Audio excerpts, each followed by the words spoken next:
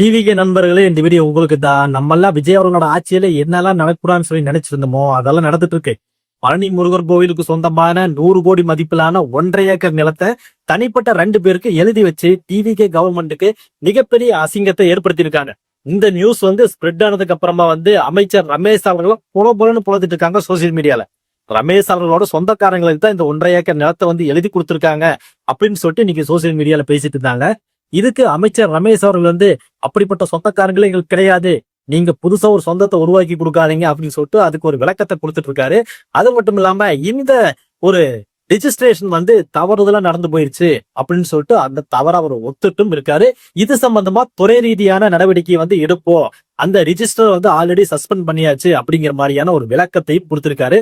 இந்த விளக்கம் ஏற்புடையதா இல்லை, எங்களுக்கு நிறைய டவுட்ஸ் இருக்கு அப்படின்னு சொல்லிட்டு டிஎம்கே தரப்புல இன்னைக்கு ரமேஷ் அவர்கள் மேல சரம் மாதிரியான கேள்விகள் கேட்கறாங்க. அதை பத்தி தான் இன்னைக்கு இந்த வீடியோல பேச போறோம். சோ இந்த நிலம் முருகர் கோயிலுக்கு சொந்தமான நிலமா, இதுக்கு முன்னாடி யார் வச்சிருந்தாங்க, இப்போ அந்த நிலம் என்னவா இருக்கு, இப்படியான விஷயங்களையும் இந்த வீடியோல நம்ம பேச போறோம். சோ ரொம்ப இன்ட்ரெஸ்டிங்கா இருக்க போது ஸ்கிப் பண்ணாம ஃபுல்லா பாத்துறீங்க. வீடியோ பார்த்துட்டு உங்களோட கமெண்ட்ஸை சொல்லுங்க. பழனி முருகர் கோவிலுக்கு சொந்தமான இந்த 1.5 ஏக்கர் நிலம் எங்க இருக்குன்னா, பழனி மலை கோயிலுக்கு அடிவாரத்துல இருக்கிற இந்த ஒரு பகுதி. இந்த நிலத்தை யார் வச்சிருந்தாங்க அப்படின்னு பாத்தீங்கன்னா, குப்புசாமி மணியக்காரர் அப்படிங்கிறத வச்சிருந்தாரு. 24/6/1888 பழனி முருகர் கோவிலுக்காக இந்த சொத்தை அவர் எழுதி வச்சிட்டார். அதுக்கப்புறமா இந்த சொத்தை அபகரிக்கணும் அப்படின்னு சொல்லிட்டு ஏகப்பட்ட சதி திட்டங்கள் நடந்துச்சு. அதெல்லாம் ஃபெயிலியர் ஆயிடுச்சு. 2000ல இருந்து இப்போ வரைக்கும் நிறைய தடவை போலி ஆவணங்கள் தயாரித்து இந்த சொத்துக்களை அபகரிக்கணும்னு சொல்லிட்டு நிறைய பேர் முயற்சி பண்ணிருக்காங்க. அப்படி இந்த 1.5 ஏக்கர்ல என்னெல்லாம் இருக்கு அப்படின்னு கேட்டீங்கன்னா, பக்தர்கள் தங்கிட்டு போறதுக்குண்டான மண்டபங்கள் இருக்கு, அது மட்டும் இல்லாம பூங்காக்கள் இருக்கு, கோவிலுக்கு சேவை செய்யக்கூடிய, அது மட்டும் இல்லாம கோவிலுக்கு பயன்படக்கூடிய கட்டிடங்கள்ல இருக்கு. இந்த பக்கம் காலியிடங்கள் இருக்கு. காலியிடங்கள் இன்னைக்கு கார் பார்க்கிங்கா பயன்படுத்தப்படுது. அது மட்டும் இல்லாம இந்த நிலங்கள்ல நிறைய பேர் அனுமதியின்றி கட்டடங்கள் கட்டியிருக்காங்க அப்படிங்கிற ஒரு குறிப்பும் இருக்கு. இதை தடுக்கணும் அப்படின்னு சொல்லிட்டு கோர்ட்ல கேஸும் போட்டிருக்காங்க. பல கேஸுகள் இன்னும் பெண்டிங்ல இருக்கு. சோ இது ஒரு வில்லங்கமான இடம் அப்படிங்கறதா இன்னைக்கு நம்மளால பார்க்க முடியுது. இப்போ நம்ம எல்லாத்துக்கும் ஒரு டவுட் வரும், எப்படிப்பா வில்லங்கமான ஒரு இடத்தை எப்படி வாங்க முடியும்? ரிஜிஸ்டர் இதெல்லாம் செக் பண்ணாரா? ஆல்ரெடி இத்தனை கேஸுகள் பெண்டிங் இருக்கு அப்படின்னு சொல்றோம். அப்படி இருக்கும்போது சாதாரணமா நம்மளே ஒரு இடம் வாங்குறோம்னா அதுல ஏதாவது வில்லங்கம் இருக்கான்னு சொல்லிட்டு வில்லங்க சான்றிதழ் வாங்கி பார்ப்போம். அப்படி இருக்கும்போது இப்படி உச்ச நீதிமன்றம் வரைக்கும் போய் கேஸுகள் பெண்டிங் இருக்கு அப்படின்னா அந்த ரிஜிஸ்டர் எப்படி இந்த வில்லங்கத்தெல்லாம் பார்க்காம, அதுவும் கோவிலோட சொத்துன்னு தெரிஞ்சே எப்படி தனிப்பட்ட நபர்களுக்கு வித்திருப்பாங்க, அதாவது ரிஜிஸ்டர் பண்ணி கொடுத்திருப்பாங்க அப்படிங்கறது நம்மளால யோசிக்கவே முடியல. எப்படி இதெல்லாம் பார்க்காம விட்டாங்களா, இல்ல தெரிஞ்சே தவறுதலா காசு வாங்கிட்டு இந்த வேலையை பண்ணாங்களா அப்படிங்கறத இன்னைக்கு மக்களோட கேள்வியா இருக்கு. இதுல டிஎம்கே தரப்புல இருந்து இப்ப என்ன சொல்றாங்கன்னா, எங்களுக்கு இந்த கேஸ்ல டவுட் இருக்கு, எப்படி ஒரு ரிஜிஸ்டர் கோவில் நிலத்தை எழுதி வைக்க முடியும், அது மட்டும் இல்லாம இதுல ஏதாவது அமைச்சர்களோட தலையீடு இருந்துச்சா, இல்ல அமைச்சர்களுக்கு மேல யாராவது இந்த வேலையை பண்ண சொன்னாங்களா அப்படின்னு சொல்லிட்டு எங்களுக்கு டவுட் இருக்கு அப்படின்னு சொல்றாங்க. இன்னைக்கு அந்த ரிஜிஸ்டரை சஸ்பெண்ட் பண்ணிட்டேன்னு சொல்லிட்டு ரமேஷ் அவர்கள் சொன்னாரு. ஆனா சஸ்பெண்ட் எல்லாம் பத்தாது, எங்களுக்கு உரிய விளக்கம் வேணும், எப்படி இந்த வேலை நடந்துச்சு, எப்படி இந்த திருட்டுத்தனம் நடந்துச்சு அப்படிங்கிறத எக்ஸ்பிளைன் பண்ணுங்க அப்படின்னு சொல்லிட்டு நீ கேட்டிருக்காங்க. அதாவது நான் ஏற்கனவே சொன்ன மாதிரி 2000ல இருந்து இப்ப வரைக்கும் இந்த நிலங்களை அபகரிக்க முயற்சி பண்ணியிருக்காங்க. அதனால 2000க்கு அப்புறம் ஒரு கேஸ் உச்ச நீதிமன்றத்துக்கு போகுது. இந்த வழக்கை விசாரிச்ச நீதிபதிகள் என்ன சொல்றாங்கன்னா, இந்த கோவிலுக்குன்னு சொல்லிட்டு ஒரு ஆணையரை நியமிக்கணும், அவங்கதான் இந்த சொத்துக்களை எல்லாம் பராமரிக்கணும், அவங்க இதெல்லாம் கண்ட்ரோல வச்சுக்கணும்னு சொல்லிட்டு ஒரு ஆணையரை நியமிக்கிறாங்க. அன்னையிலிருந்து இப்ப வரைக்கும் அந்த ஆணையர் தான் பார்த்துட்டு இருக்காங்க. அப்படிங்கிற போது இந்த ஆணையர் பல்வேறு டைம் இந்த ரிஜிஸ்டர் ஆபீஸுக்கு லெட்டர் எழுதுறாரு. இந்த மாதிரி இந்த கோயிலுக்கு சொந்தமான இத்தனை ஏக்கர்கள் இருக்கு, அதுல இந்த நிலங்கள்லாம் கோயிலுக்கு சொந்தமானது, இந்த நிலங்கள் சம்பந்தப்பட்டு யாராவது இந்த மாதிரி போர்ஜரியாவோ இல்ல ஆவணங்கள் இருக்குன்னு சொல்லி பத்திரப்பதிவுக்கு வந்தாங்கன்னா தடை பண்ணுங்க, உச்ச நீதிமன்றத்துக்கு ஒரு தகவல் கொடுங்க, இந்த ஆணையர் ஆபீஸ்க்கு ஒரு தகவல் கொடுங்க அப்படின்னு சொல்லிட்டு லெட்டர் எழுதிட்டே இருக்காங்க. அப்படி இருக்கிற போதுதான் இந்த மாதிரியான குளறுபடிகள் நடக்கிறது, போலி ஆவணங்கள் மூலமா அபகரிக்க பாக்குறது, இதெல்லாம் தடை செய்யப்பட்டிருக்கு. போன வருஷம் 2025ல செப்டம்பர், அக்டோபர், நவம்பர் இந்த மாதிரியான 3 மாதங்களுக்கு தொடர்ந்து லெட்டர் எழுதியிருக்காரு இந்த ஆணையர். இந்த மாதிரியான நிலங்கள் அபகரிப்பு தொடர்பா நிறைய பேர் முயற்சி பண்ணிட்டு இருக்காங்க, இதெல்லாம் அப்ரூவ் பண்ணிடாதீங்க அப்படின்னு சொல்லிட்டு ஆணையர் ரிஜிஸ்டர் ஆபீஸ்க்கு லெட்டர் எழுதுறாரு. இப்படிப்பட்ட சூழ்நிலையில தான் ஜூலை 2ஆம் தேதி இதே மாதிரியான ஒரு லெட்டரை இணை பதிவாளருக்கு இந்த ஆணையர் அனுப்பிச்சு வைக்கிறார். அதுக்கப்புறம் ஒரு சம்பவம் நடந்திருக்கு. என்னன்னா ஜூலை 6ஆம் தேதி வந்து அந்த ரிஜிஸ்டர் வந்து லீவ்ல போயிட்டார். சோ லீவ்ல போனனால அந்த அன்னைக்கு பத்திரங்கள் பதியப்பட வேண்டும் அப்படிங்கிற ஒரு காரணத்துக்காக கொடைக்கானல்ல இருந்து ஐஸ்டீன் மணிகண்டன் அப்படின்னு சொல்லிட்டு ஒருத்தர் வந்து வந்து சார்ஜ் எடுத்துக்கிறாரு. அவர் வந்து அன்னைக்கு வந்து ஒரு அசிஸ்டன்ட் சார் பதிவாளராக வந்து வேலை செய்யறாரு. அந்த சமயத்துலதான் வந்து ஜூலை 3ஆம் தேதியே வந்து தனிப்பட்ட 2 பேர்கள் வந்து இந்த நிலங்கள் வந்து எங்களுக்கு சொந்தமானன்னு சொல்லிட்டு ஒரு ஆவணங்களை தயாரிச்சு கொண்டு வந்து கொடுக்குறாங்க.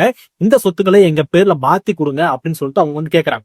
அந்த ஒரு அடிப்படையில அந்த ஒரு எவிடன்ஸ் வச்சு அப்போ பொறுப்பேற்றிருக்க, அதாவது அசிஸ்டண்டா வந்து பொறுப்பேற்றிருக்க அந்த சார் பதிவாளர் வந்து என்ன பண்றாரு, இந்த கோவிலுக்கு சொந்தமான நிலங்களை தனிப்பட்ட 2 பேருக்கு ரெஜிஸ்டர் பண்ணி கொடுத்துறாரு. எப்படி இந்த கோவில் நிலங்களை நீங்க எழுதி கொடுத்தீங்க அப்படின்னு சொல்லிட்டு இப்ப இருக்கிற அந்த ஐஸ்டீன் மணிகண்டனை கேள்வி கேட்டா அவர் ஒரு விளக்கம் சொல்றாரு. என்னன்னா, போன வருஷம் உச்ச நீதிமன்றத்துல ஒரு வழக்கு இருந்துச்சு. அந்த வழக்கை விசாரிச்ச நீதிபதிகள் வந்து ஆவணங்கள் சரியாக இருந்தா அந்த பத்திரப்பதிவு செல்லும் அப்படின்னு சொல்லிட்டு ஒரு தீர்ப்பை வந்து கொடுத்துருக்காங்க. அதன் அடிப்படையில தான் வந்து இந்த நிலங்களான வந்து நான் மாத்தி கொடுத்தேன் அப்படிங்கிற மாதிரியான ஒரு விஷயத்த வந்து அவர் சொல்லியிருக்காரு. இந்த விஷயம் வந்து ரொம்ப வேடிக்கையா இருக்கு அப்படின்னு சொல்லிட்டு இன்னைக்கு சோசியல் மீடியால பலர் பேசுறாங்க. இதையே நாமளும் சொல்றோம். எப்படி வந்து கோவில் நிலங்களை எப்படி வந்து நீங்க வந்து தனிப்பட்ட 2 பேருக்கு மாத்த முடியும் அப்படிங்கறத நம்மளோட கேள்வி. இல்ல ஏதாவது ஒரு மாரியம்மன் கோயிலு, இல்ல ஒரு விநாயகர் கோயிலு, இல்ல ஒரு கருப்பராயர் கோயிலு, அந்த கோயிலு ஒரு 1/2 ஏக்கரா இருந்துச்சு, இல்ல ஒரு 1 ஏக்கரா இருந்துச்சு, அதை வந்து தவறுதலா மாத்திட்டாங்க, தெரியாம ஏதோ பக்கத்து தோட்டத்துக்காரங்க பட்டா போடும்போது சேர்த்தி பார்த்தா பட்டா போட்டாங்க, அதனால தவறுதலா நடந்து போச்சு அப்படின்னு சொல்லலாம். ஆனா இது பழனி முருகர் கோவிலுக்கு சொந்தமான இடம், கோடிக்கணக்கான மக்கள் வந்து போற இடம். அப்படிங்கிற போது அப்படிப்பட்ட பழனி முருகனுக்கு சொந்தமான இடத்த எப்படி வில்லங்கமே பார்க்காம எப்படி நீங்க எழுதி கொடுக்கலாம்? இதுல சந்தேகம் இருக்கு அப்படிங்கிறதா வந்து இன்னைக்கு டிஎம்கே தரப்புல இருந்தும் சாமானிய மக்கள்கிட்ட இருந்தும் ஒரு டவுட்டான விஷயமா வந்து போயிட்டு இருக்கு. ஆனா இந்த சமயம் அறநிலைத்துறை அமைச்சர் ரமேஷ் அவர்கள் வந்து இதை வந்து ஒத்துக்கல. இது வந்து தவறு நடந்து போச்சு. இது வந்து அன்னைக்கு பணியில இருந்த, அன்னைக்கு டியூட்டியில இருந்த ரிஜிஸ்டர் வந்து இந்த ஆவணங்களை சரி பார்க்காம ரிஜிஸ்டர் பண்ணிட்டாரு அப்படிங்கிற மாதிரியான ஒரு விஷயத்த சொல்றாரு. தவறு நடந்ததை ஒத்துக்கிறாரு. அதனால துறை ரீதியான நடவடிக்கை எடுத்திருக்கோம், அவரை சஸ்பெண்ட் பண்ணிருக்கோம் அப்படிங்கிற மாதிரி சொல்றாங்க. ஆனா அந்த 1.5 ஏக்கர் நிலத்தை வாங்கின நபர் யாரு? சேதுபதிங்கிறவர் ஒருத்தர், இன்னொருத்தர் இருக்காரு வெள்ளச்சாமி என்னமோ. அப்படிங்கிற 2 பேர் யாரு? அவங்களோட பேக்ரவுண்ட் என்ன? எப்படி இந்த போலியான ஆவணங்கள் தயாரிச்சு இந்த நிலத்தை வாங்க முயற்சி பண்ணாங்க? இதுக்கு முன்னாடி யாரெல்லாம் சம்பந்தப்பட்டிருக்காங்க? அவங்கள எல்லாம் ஏன் இன்னும் கைது பண்ணல அப்படிங்கிறதா இன்னைக்கு சோசியல் மீடியால கேக்குறாங்க. டிஎம்கே தரப்புல இருந்து இதைதான் வந்து கேக்குறாங்க. ஏன் இன்னும் கைது பண்ணாம வச்சிருக்கீங்க? அப்போ நீங்க துறை ரீதியா நடவடிக்கை எடுக்குதுன்னு சொல்லிட்டு அவங்கள வந்து சஸ்பெண்ட் பண்ணிட்டா இந்த விஷயங்கள் மறைஞ்சு போயிருமா? சப்போஸ் இந்த விஷயங்கள் தெரிய வராம இருந்தா இந்த 100 கோடி சொத்தும் வந்து கவர்மெண்ட்டுக்கு இல்லாம போயிருக்குமே, இதனால வருவாய் இல்லாம போயிருக்குமே, எப்படி இந்த விஷயத்த நீங்க இப்படி ஈஸியா சொல்லிட்டு போறீங்க அப்படின்னு சொல்லிட்டு கேள்வி கேட்டிருக்காங்க. இதுல நிறைய பேர் காமெடியா சொல்ற விஷயம் என்ன தெரியுமா? டிஎம்கே காரங்க கூட ஒரு 6 மாசம் 1 வருஷம் கழிச்சுதான் வந்து ஆட்டை போட ஆரம்பிப்பாங்க. ஆனா டிவிகே கவர்மெண்ட்ல அந்த 2 மாசத்துல வந்து 100 கோடி ஆட்டை போட பார்த்திருக்காங்க அப்படிங்கிற மாதிரியான ஒரு விமர்சனத்தையும் சோசியல் மீடியால பேசிட்டு இருக்காங்க. இதெல்லாம் வந்து ஒரு விஷயம் எப்படி நடந்தது, ஏன் நடந்தது, எதற்காக இது பண்ணாங்க, இதுக்கு முன்னாடி யாரெல்லாம் இருக்காங்க, இந்த தப்பு எப்படி நடந்தது அப்படின்னு சொல்லி கண்டுபிடிச்சு ஒரு என்ன சொல்றது, ஒரு ஜட்ஜ்மெண்ட் வர்றதுக்கு முன்னாடியே வந்து இவங்க வந்து ஊழல் பண்ணிட்டாங்க, 2 மாசத்துல இப்படி எல்லாம் பண்ணிட்டாங்கன்னு பேசுறதெல்லாம் வந்து கொஞ்சம் ஓவரா தான் இருக்கு. இதுக்கு பேக்ரவுண்ட்ல வேலைகள் போயிட்டு தான் இருக்கு. முதலமைச்சர் விஜய் அவர்களோட பார்வைக்கு இந்த கேஸ் வந்து கொண்டு போக போறாங்க அப்படிங்கிற மாதிரியான விஷயங்கள் சொல்றாங்க. அது மட்டும் இல்லாம சம்பந்தப்பட்ட நபர்கள் யாராக இருந்தாலும் அவங்க வந்து கைது செய்யப்படுவாங்க அப்படின்னு சொல்லிட்டு ரமேஷ் அவர்கள் வந்து திட்டவட்டமா சொல்லியிருக்காரு. டிவிகே ரமேஷ் அவர்கள் பேசிட்டு இருந்த பிரஸ் மீட்லயே வந்து ஒரு கேள்வி கேட்கறாங்க. என்ன கேள்வி கேட்கறாங்கன்னா, ஏன் இன்னும் வந்து அரெஸ்ட் பண்ணாம இருக்கீங்க அந்த தனிப்பட்ட 2 பேர்த்த அப்படின்னு சொல்லி கேட்டதுக்கு, இந்த கேஸை பொறுத்த வரைக்கும் நிறைய ஆவணங்கள் வந்து தேவைப்படுது, இந்த ஆவணங்கள்லாம் வந்து பர்ஃபெக்டா இருந்தா மட்டும்தான் அவங்கள வந்து கைது பண்ண முடியும் அப்படின்றாங்க. இது ரொம்ப வேடிக்கையா இருக்கு. டிஎஸ்பியா இருக்கிற ஒருத்தர் வந்து இப்படி வந்து சொல்றதே வந்து ரொம்ப ஃபன்னியா தான் இருந்துச்சு. என்னன்னா, சம்பந்தப்பட்ட நபர்கள் கோவில் சொத்தை தான் அபகரிக்க முயற்சி பண்ணிருக்காங்க அப்படிங்கிறது தெளிவா தெரிஞ்சிருச்சு. அதுக்கு எவிடன்ஸ் இருக்கு, அந்த ரிஜிஸ்ட்ரேஷன் ஃபார்மும் கையில இருக்கு. அப்படி இருக்கிற போது இவங்கதான் அந்த 2 பேரு அப்படிங்கறது வெட்ட வெளிச்சமா தெரிஞ்சிருது. அப்படி இருக்கும்போது அவங்கள அரெஸ்ட் பண்ணி விசாரணை பண்றதுல தப்பே இல்லை அப்படிங்கறதா வந்து இன்னைக்கு நம்மளோட கருத்தா இருக்கு. இதை வந்து ஏன் செய்யல அப்படிங்கிறது இன்னும் சஸ்பென்ஸ் நிறைஞ்ச ஒரு விஷயமா தான் இருக்கு. இதை எப்படி எடுத்துக்கிறதுன்னு புரியல. இன்னைக்கு டிஎம்கே தரப்புல போட்டு வெளுத்து வாங்குறாங்க, ஊழலே பண்ண மாட்டோம், கரைபடியாத கையே அப்படி இப்படின்னு சொல்லிட்டு விஜய் அவர்கள் வந்து பயங்கரமா பேசிட்டு இருக்காரு. ஆனா விஜய்க்கு தெரிஞ்சும் தெரியாமையோ வந்து இந்த மாதிரியான சதி வேலைகள் நடந்துட்டு இருக்கு. பல கோடி ரூபாய்கள் வந்து கை மாறிட்டு இருக்கு. இந்த இப்ப வரப்போற மேயர் எலெக்ஷன்லயும் கூட நிறைய பேர்கிட்ட லஞ்சம் வாங்குறாங்க அப்படிங்கிற மாதிரியான ஒரு விஷயங்களை தொடர்ந்து குற்றச்சாட்டா வந்து டிஎம்கே தரப்புல வந்து சொல்லப்பட்டிருக்கு. இதெல்லாம் வந்து முதலமைச்சர் விஜய் அவர்கள் பார்வைக்கு போகுதா இல்லையா அப்படிங்கிறது தெரியல. கண்டிப்பா அவரோட பார்வைக்கு போச்சுன்னா இந்த மாதிரியான முறைகேடுகள் நடக்கிறத முதலமைச்சர் வந்து கண்டிப்பார் அப்படிங்கிறது நம்மளோட கருத்தா இருக்கு. அது மட்டும் இல்லாம இந்த பழனி கோவில் விஷயங்கள்ல முதலமைச்சர் விஜய் அவர்கள் வந்து டைரக்டா ஆக்ஷன் எடுப்பாரு அப்படிங்கிறதும் தெரிய வருது. இன்னும் 2 நாட்கள்ல இது சம்பந்தப்பட்ட முடிவுகள் வரும் அப்படிங்கிறத நம்ம எதிர்பார்க்கலாம். இந்த சம்பவங்கள்லாம் பார்க்கும்போது நம்மளுக்கே பயமா இருக்கு. நம்ம வீடுகளை எல்லாம் அடிக்கடி ஈஸி எடுத்து பார்க்கணும் போல. வேற எவனாச்சும் பேருக்கு மாறிடுச்சா, வேற எவனாச்சும் ஆட்டையை போட்டானா அப்படின்னு சொல்லிட்டு திடீர்னு வந்து வீடு காலி வந்து வீடு எம்பேர்ல இருக்கு அப்படின்னு சொன்னா எங்க போறது? சோ இந்த மாதிரியான விஷயங்கள் நடந்துட்டு இருக்கு. ரொம்ப கேர்ஃபுல்லா இருங்க மக்களே அப்படிங்கிறத இன்னைக்கு இந்த வீடியோல நம்ம சொல்ல வர கருத்து.